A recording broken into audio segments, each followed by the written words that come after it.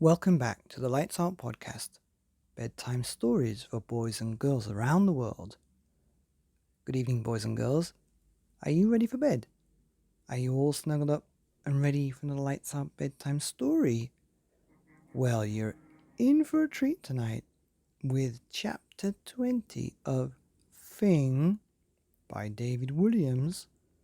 And tonight's chapter is called Furry Finger Warmer. With its trunk whirling like a propeller, the elephant soared above the clouds. It was bitterly cold all the way up there where the sky meets outer space.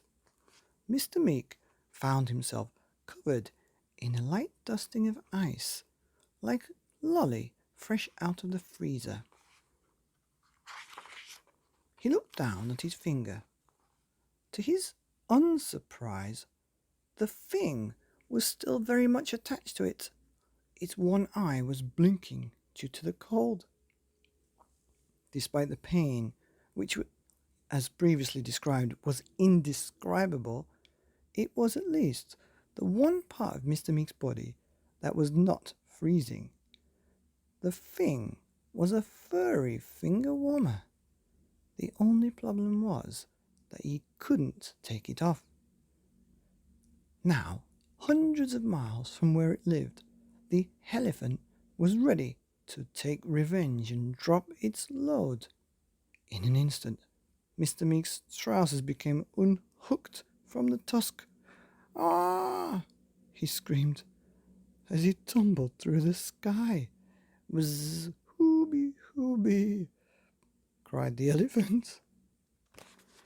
If Mr. Meek didn't act fast, he would be nothing more than a splattering of bolognese sauce on the ground.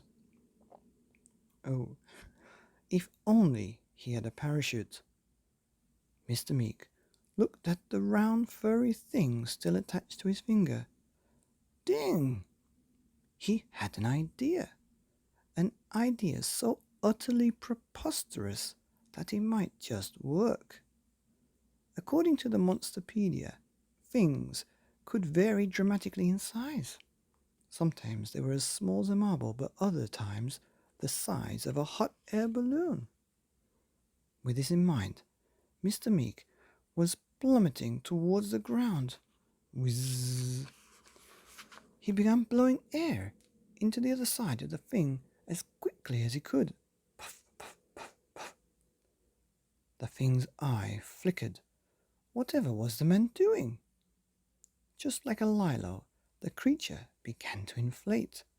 Soon it was the size of a football, then a beach ball, and then Mr. Meek used every bit of puff he had. The thing was now 100 times or more its original size.